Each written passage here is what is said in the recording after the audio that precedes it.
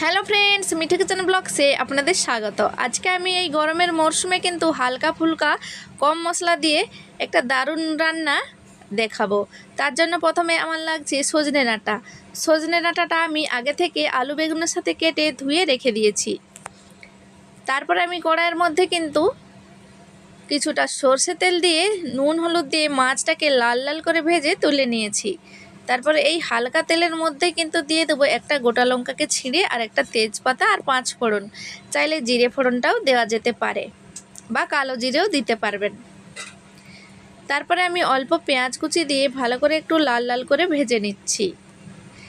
বন্ধুরা, আপনারা দেখবেন এই গরমের দিনে কিন্তু ডাঁটাটা শুকিয়ে যায়, তো চাইলে আপনারা একটা ভিজে শুকনো কাপড়ের মধ্যে ডাঁটাটাকে ভিজিয়ে বা কাপড়টাকে ভিজিয়ে জড়িয়ে রাখতে পারেন, ভালো থাকবে।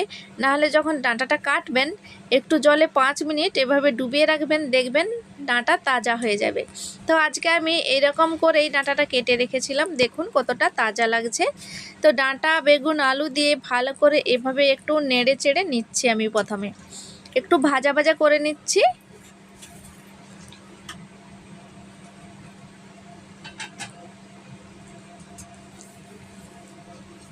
প্রথমে একটু এভাবে নেড়ে চেড়ে নিতে হবে, যেহেতু ডাঁটাটা আমি প্রথমে ভাজিনি হালকা করে, তো এইভাবে করে একটু ভেজে নিলে দেখবেন হালকা ভাজাও হয়ে যাবে। আর সজনে ডাঁটা বেশি কিন্তু ভাজতে নেই, তাহলে কিন্তু এর স্বাদ পুরো নষ্ট হয়ে যায়। তো এক সমরার মধ্যে এভাবে যদি আপনারা রান্না করেন দেখবেন এর স্বাদটা একটু বেশি পাওয়া যায়। দিয়ে দিচ্ছি পরিমাণ মতো হলুদ গুঁড়ি, লঙ্কার গুঁড়ি আর পরিমাণ মতো নুন।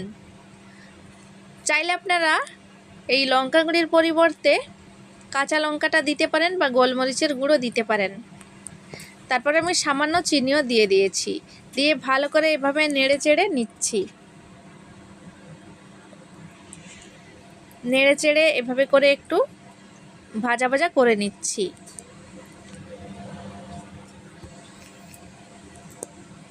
তারপরে আমি আগে থেকে হালকা গরম করে রাখা জলটাও দিয়ে দিচ্ছি।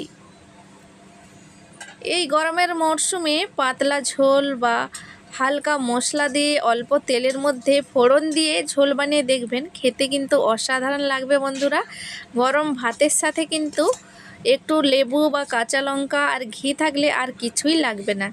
তো তারপরে যতক্ষণ আমি এই ঝোলটাকে আমি ঢাকা দিয়ে সেদ্ধ করছি, ততক্ষণে আমি মসুর ডালটাকে আমি ভিজিয়ে রেখেছিলাম, কাঁচা লঙ্কা দিয়ে বেটে নিয়েছি। তারপরে নুন হলুদ দিয়ে ভালো করে এভাবে একটু ফেটিয়ে নিয়েছি।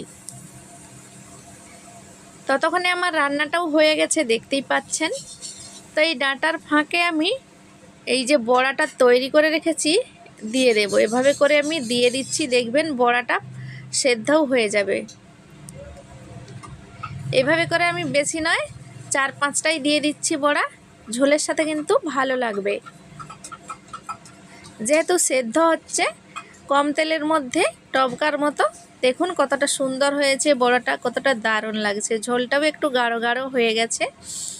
তো আমার রান্নাটা হয়ে গেছে। দিয়ে দিচ্ছি বাড়িতে বানানো গরম মশলা, জিরে ধনে আর হচ্ছে এলাচ আছে, গোলমরিচ, লবঙ্গ, দারচিনি, বাস এই কয়টা মশলা আমি হালকা আঁচে ভেজে গুঁড়ো করে রেখেছিলাম।